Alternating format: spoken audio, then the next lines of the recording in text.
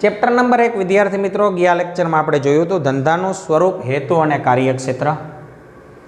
Any अंदर आपणे गया लेक्चर में जोयुं तो आर्थिक प्रवृत्ति और बिन आर्थिक प्रवृत्ति। मैं तमने कीधुं तो एम प्रवृत्तिना तो घणा बधा प्रकार पड़े, पण आपणा अभ्यासक्रम में मुख्यत्वे बे प्रकार।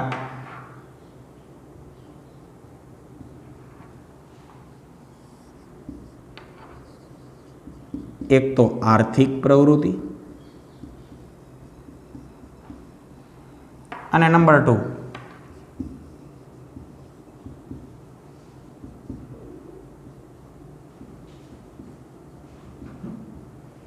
ગયા લેક્ચરમાં આપણે જોઈ ગયા હતા what is the meaning of the આર્થિક પ્રવૃત્તિ, કોને કહેવાય? તો કે નાણાકીય વળતર મેળવવા ની અપેક્ષાએ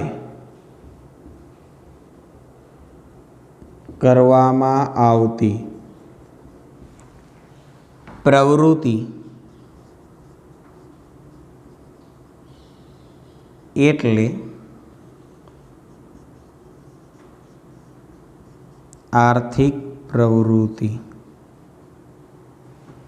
तो भाई बिन आर्थिक એટલે આના કરતા ઉલટું થશે।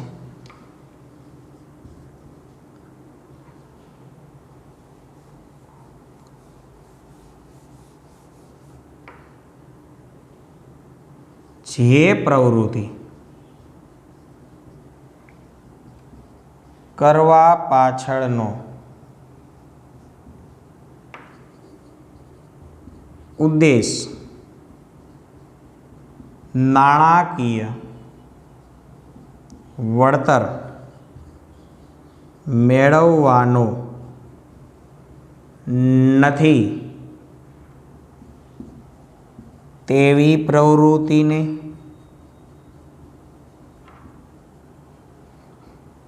બિન આર્થિક પ્રવૃત્તિ કહે છે। જે પ્રવૃત્તિ કરવા પાછળનો હેતુ નાણાકીય વળતર મેળવવાનો નથી એને કેવી કહેવાય? બિન આર્થિક, એટલે કે નોન ઇકોનોમિક એક્ટિવિટી કહેવાય ભાઈ। તો આપણે ગયા લેક્ચરમાં સમજ્યા હતા આર્થિક એટલે શું। હેડિંગ આપો બિન આર્થિક પ્રવૃત્તિ એટલે શું એમાં લખજો। 3 વ્યાખ્યા આની લખાવીશ। નાણાકીય વળતર મેળવવાના નાણાકીય વળતર મેળવવાના હેતુ વગર કરવામાં આવતી પ્રવૃત્તિ। નાણાકીય વળતર મેળવવાના હેતુ વગર કરવામાં આવતી પ્રવૃત્તિ એટલે બિન આર્થિક પ્રવૃત્તિ। એટલે બિન આર્થિક પ્રવૃત્તિ।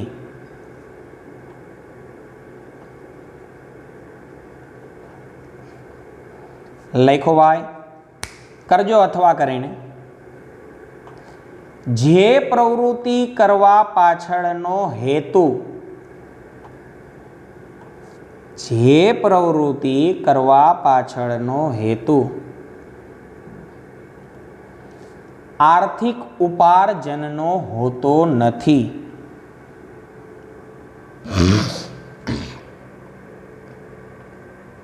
આર્થિક ઉપાર્જનનો હોતો નથી તેવી પ્રવૃત્તિને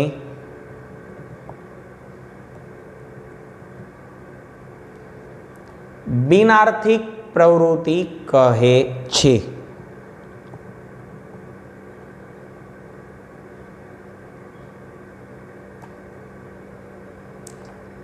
આનું એક્ઝામ્પલ લખજો। દાખલા તરીકે समाज सेवक સમાજ સેવક સમાજ સેવાના ઉદ્દેશથી કાર્ય કરે. સમાજ સેવક સમાજ સેવાના ઉદ્દેશથી કાર્ય કરે. નંબર 2 લખજો. કોઈ પણ ડોક્ટર સમાજ સેવાના ઉદ્દેશથી પ્રેરાઈને સમાજ સેવાના ઉદ્દેશથી પ્રેરાઈને મફત તબીબી સેવા આપે. મફત તબીબી સેવા આપે.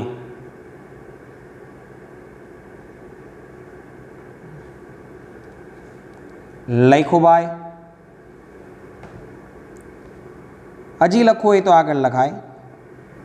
માતા પોતાના બાળકનો ઉછેર કરે. ટેક્સ્ટ બુકમાં આવું નથી. માતા પોતાના બાળકનો ઉછેર કરે.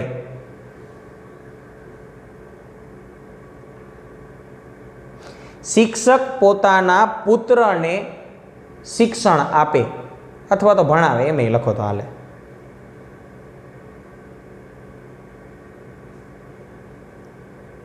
લખો ભાઈ. વગેરે પ્રવૃત્તિઓ બિનઆર્થિક પ્રવૃત્તિ છે.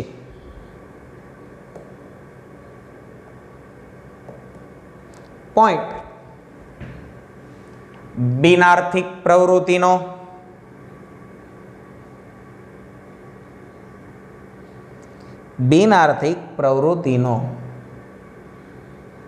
મુખ્ય ઉદ્દેશ સમાજ સેવાનો હોય છે. મુખ્ય ઉદ્દેશ સમાજ સેવાનો હોય છે. ભાઈ આપણે બિનઆર્થિક પ્રવૃત્તિ કરીએ એનો ઉદ્દેશ રૂપિયાનો ન હોય, ઓનલી ફોર સમાજના લોકોની સેવા કરવી. ખબર પડી ભાઈ? અમુક પ્રકારના તમે મેં જોયા હશે સમાજની અંદર સમાજ સેવક હોય તો એનો ઉદ્દેશ માત્ર ને માત્ર એ જ છે કે ભાઈ મારા સમાજના લોકોની સેવા કેમ કરું. જેમ કે જુનાગઢની અંદર બાબા મિત્ર મંડળ દ્વારા હરતું ફરતું અન્નક્ષેત્ર ચાલે છે. તો આ હરતું ફરતું અન્નક્ષેત્ર છે એ શું છે? બિનઆર્થિક પ્રવૃત્તિ, non economic activity. Shriram Jairam જય જયરામની ધૂન વાગતી હોય ને રિક્ષા નીકળે અને ગરીબ લોકો જે કંઈ હોય બેઠા હોય, કારાવ્યા હોય, આજુબાજુમાં રહેતા હોય, અહીંયા રિક્ષા આવે અને આવડી એવડી પાતર ભરીને ડાયરેક્ટ દઈ દે ગરીબ લોકોને. કઢી, ખીચડી, ગુંદી, ગાંઠિયા, શાક, સંભારો ડેઈલીનું. 4 વાગ્યાની નીકળે તો રાતે 9 વાગ્યા લગીને હોય. દરેક વિસ્તારની અંદર બાબા મિત્ર મંડળ છે, હાલે છે. તો આનો હેતુ એ છે કે પૈસા લેવા, પાતર આપીને, થારી આપીને પૈસા લેવા એવું છે? તમે ગુંદી ગાંઠિયા ખાઈ લ્યો પછી કંઈક ગરીબ માણસોને કે લાવ 50 રૂપિયા કે જરાય ને. એનો હેતુ માત્ર એક જ છે, સમાજ સેવા. હરતો ફરતો અન્નક્ષેત્ર, કોઈ ભૂખ્યું રહેવું ન જોઈએ. આખા વિશ્વની અંદર એકમાત્ર તીર્થ વીરપુર જલારામ બાપાનું આર્થિક પ્રવૃત્તિ છે. હું કોઈ દેવી દેવતાની અવગણના નથી કરતો કે મંદિરનું કે એવું કંઈ નથી બોલતો, પણ મેં ઘણા એવા મંદિર જોયેલા છે કે જ્યાં પૈસા આપો તો પ્રસાદ આપે. આર્થિક પ્રવૃત્તિ છે. પણ વીરપુર બિનઆર્થિક પ્રવૃત્તિ છે. ત્યાં પૈસાની જરૂર જ નથી, એક જ પર્પસ લોકોની સેવા, સમાજ સેવા, દેશ સેવા. તો વીરપુર બિનઆર્થિક પ્રવૃત્તિ કહેવાય. એનો હેતુ નાણાં કમાવાનો જરાય નથી. ત્યાં પૈસા લેતા જ નથી. પૈસા તો હું કંઈ પણ સોગાદ ભેટે લેતા નથી, સ્વીકાર્ય જ નથી. ઓનલી ફોર એક પર્પસ કયો તો કે ભાઈ બિનઆર્થિક પ્રવૃત્તિ. તો ઘણા સમાજ સેવક છે એ સમાજ સેવા કરે. ઘણા અમુક એવા ડોક્ટર હોય કે એને મનમાં લાગી આવે કે નહીં ભાઈ મારે રૂપિયા જોતા નથી, અત્યાર લગીને મેં લાખો કરોડો રૂપિયા કમાણા. એક જ હેતુ. જુનાગઢમાં એક એવા ડોક્ટર હતા, ડોક્ટર નાણાવટી સાહેબ. અત્યારે તો હયાત હોય ન હોય મને ખબર નથી, પણ હું એને અહીંયા જાતો એટલે મને ખબર. નો ફી હો ભાઈ, પેશન્ટની ફી જરાય નહીં, free of, how free. DD Nanavati, બે નાણાવટી ભાઈઓ હતા, એક એમડી હતો ને બીજો ડીડી હતો. ડીડી હતો એ મગજનો ગરમ હતો, કોઈએ મુલાકાત લીધી હોય ને ઓળખતા હોય. રાણાવાવ ચોકમાં એનું દવાખાનું હતું, મને યાદ છે.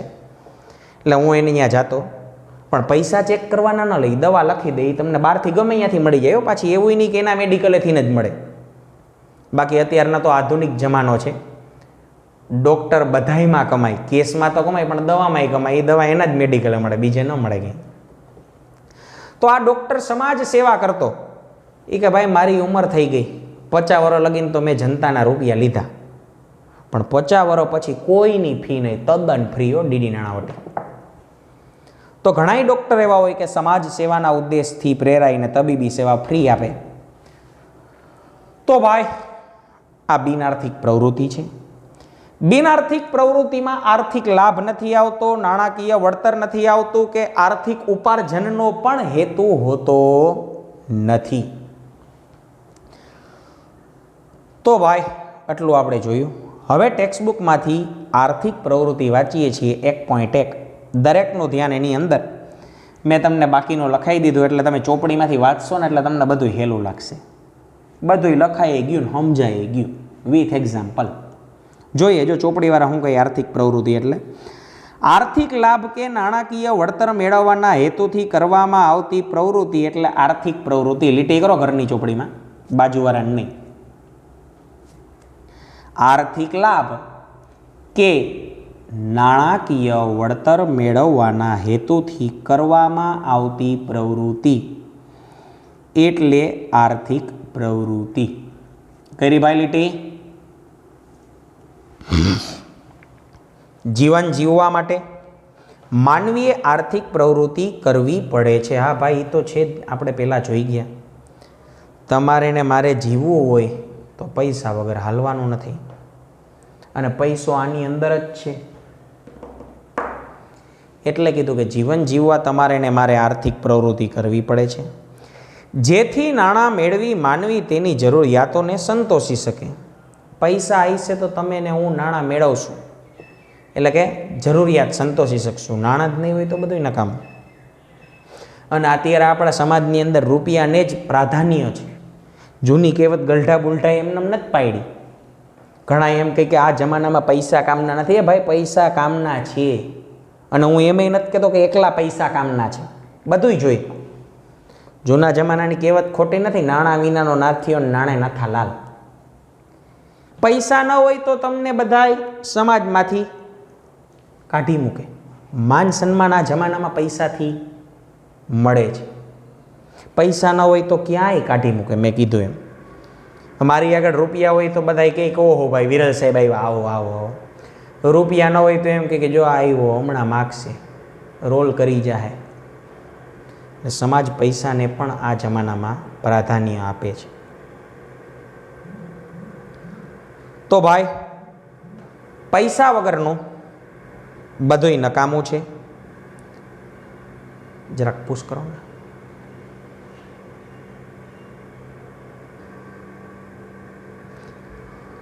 તો ભાઈ પૈસા સર્વત્ર છે અત્યારે. તો માનવી પૈસા મેળવીને પોતાની જરૂરિયાત સંતોષી શકે છે, અને આર્થિક પ્રવૃત્તિ કરવી જ પડે છે. આથી બધી જ આર્થિક પ્રવૃત્તિઓને ફળદાયી પ્રવૃત્તિ કહેવામાં આવે. અહીંયા લીટી કરો ભાઈ. આવું વિધાન છે સ્વાધ્યાયમાં કે આર્થિક પ્રવૃત્તિને શું કામ એને ફળદાયી પ્રવૃત્તિ કહેવાય? કારણ કે આર્થિક પ્રવૃત્તિ તમને મને ફળ જ આપે ને ભાઈ. કંઈ પણ કાર્ય કરશું નાણાં આવવાના જ છે, માટે એ ફળ આપનારી છે. હું અહીં ભણાવું તો એમને નથી ભણાવતો, ભણાવીને જાવ એટલે મને તો પૈસા મળે. તમે ભણવા બેઠા તો તમે એમને નથી ભણતા, તમને પૈસાના હેતુથી ભણો કે ભણશો તો નોકરી મળશે, તો પૈસા આવશે, તો ઘર હાલશે. તમે નાણાંના હેતુથી બેઠા, હું નાણાંના હેતુથી ભણાવું. માટે ફળ આપનારી પ્રવૃત્તિ છે ભાઈ આર્થિક પ્રવૃત્તિ. ખેડૂત અનાજનું ઉત્પાદન કરે તો ફળ જરૂર મળશે. ડૉક્ટર દર્દીની સારવાર કરે, ફળ જરૂર મળશે. માટે તમામ આર્થિક પ્રવૃત્તિ છે એ ફળદાયી પ્રવૃત્તિ છે. આમાં બહુ ઊંડું ન ઉતરાય, ચોપડીમાં જેમ કીધું એમ યાદ રખાય. બાકી હું તો જરાક ઊંડો ઉતરો ને મેં એવું કીધું બિન આર્થિક પ્રવૃત્તિ એ ફળદાયી છે. હો ભાઈ, આ તો અભ્યાસક્રમમાં એવું આવે છે એટલે આપણે એવું ભણીએ. બાકી ઓરિજિનલ લાઈફમાં બિન આર્થિક પ્રવૃત્તિ પણ ફળદાયી છે. કરેલું કોઈ દી એળે જાતું નથી. બધાયમાં રૂપિયાનો સ્વાર્થ જોવાનો ન હોય. ગરીબ માણસની તમે સેવા કરો ને તો એ ફળદાયી જ કહેવાય. હો ભાઈ, એની દુઆ લાગે. પણ અભ્યાસક્રમમાં એમ કીધું કે બધી આર્થિક પ્રવૃત્તિ ફળદાયી, એટલે આપણે એમ સમજીએ. આથી બધી જ આર્થિક પ્રવૃત્તિને ફળદાયી પ્રવૃત્તિ કહેવામાં આવે છે. આર્થિક પ્રવૃત્તિ કરનાર બીજાની જરૂરિયાતને સંતોષી અને પોતાના માટે આર્થિક લાભ મેળવે છે.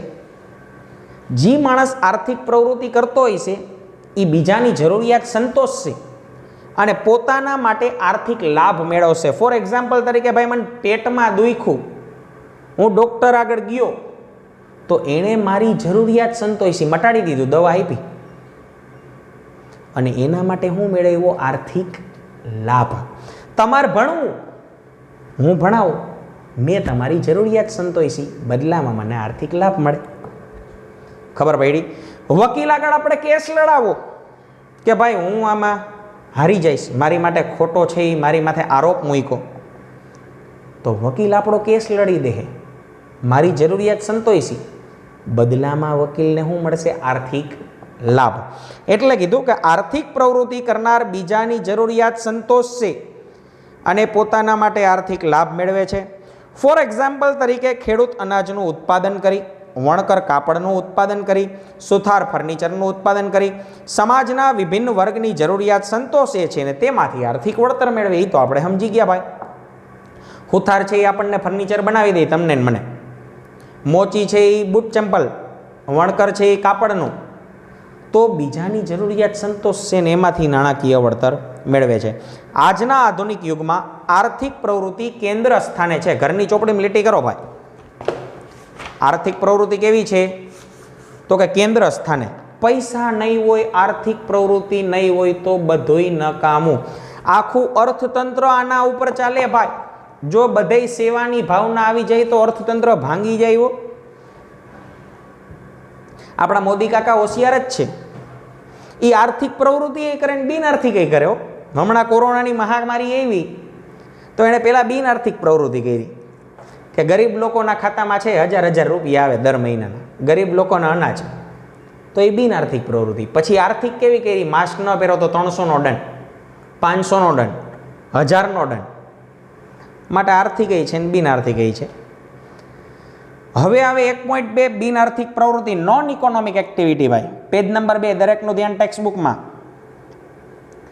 બિન આર્થિક પ્રવૃત્તિનો હેતુ નાણાકીય વળતર અથવા આર્થિક ઉપાર્જનનો હોતો નથી. ઘરની ચોપડીમાં લીટી કરો ભાઈ. હોય જ નહીં ભાઈ. તો મેં તમને પહેલા કીધું નાણાકીય વળતરનો હોતો નથી અથવા તો આર્થિક ઉપાર્જનનો હોતો નથી. તો એનો ઉદ્દેશ કેનો હોય છે? બિન આર્થિક પ્રવૃત્તિનો ઉદ્દેશ આર્થિક ઉપાર્જનનો નથી કે નાણાકીય વળતરનો નથી. તો એનો ઉદ્દેશ હશે કેનો? મેં કહી દીધું તમને કેનો હશે ભાઈ.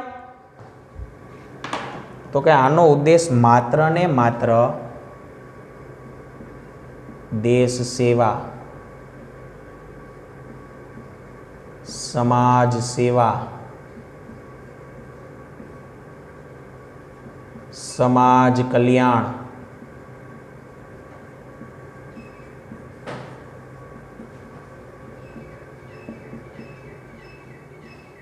ખબર પડી ભાઈ?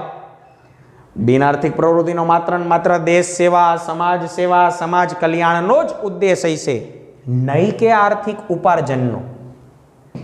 હા, આનો ઉદ્દેશ તો કે માત્ર ને માત્ર આર્થિક ઉપાર્જનનો જ હશે. ખબર પડી ભાઈ? આનો ઉદ્દેશ શું? માત્ર ને માત્ર આર્થિક ઉપાર્જન. લોકો ગયા ચૂલામાં, અપના કામ બનતા ને ચૂલા મેં જાય જનતા. મારી ભાષામાં આપણને રૂપિયા મળવા જોઈએ. અને અહીંયા શું કીધું? પૈસા નહીં, સમાજ સેવા. સમાજમાં કેટલીક વ્યક્તિઓ નાણાકીય વળતર કે આર્થિક ઉપાર્જન મેળવવાના હેતુ વગર પણ પ્રવૃત્તિ કરતા હોય. હા, ઘણા વ્યક્તિ હોય એવા. આપણે એક્ઝામ્પલ સમજી ગયા. દાખલા તરીકે સમાજ સેવક દ્વારા થતી સમાજ સેવાની પ્રવૃત્તિ, સમાજ સેવક છે એ સમાજ સેવાની જ પ્રવૃત્તિ કરે. માતા દ્વારા પોતાના બાળકોને ઉછેરવાની પ્રવૃત્તિ, ભાઈ માતા છે એ પોતાના બાળકોને ઉછેરે. ફટાફટી જરાક જોઈ લઈએ. કોમી એકતા માટે પ્રચાર કરતા કાર્યકરની પ્રવૃત્તિ. ભૂકંપ અને સુનામી સમયે કુદરતી હોનારતના સમયે અસરગ્રસ્તોને રાહત છાવણીમાં સેવા આપતા કાર્યકરોની પ્રવૃત્તિ વગેરેને બિન આર્થિક પ્રવૃત્તિ કહેવાય. ભાઈ ધરતીકંપ આવે તો રાહત છાવણીના કાર્યક્રમ જે કંઈ હોય કાર્ય કરતા હોય. સુનામી આવે ડૂબી જાય લોકો બચાવે, ફૂડ પેકેટ આપે, આ બધી બિન આર્થિક છે. તમને બચાવીને ફૂડ પેકેટ આપીને એમ ન કે લાવ 50 રૂપિયા. માતા આપણો ઉછેર કરે તેમ ન કે હાલે મેં તને મોટો કર્યો લાવ કરોડ રૂપિયા. ઓનલી ફોર સમાજ સેવા. માતાને તો એમ હોય ભાઈ મારો દીકરો. તો ભાઈ એટલું આપણે રાખીએ, બીજું આપણે નેક્સ્ટ લેક્ચરમાં જોશું.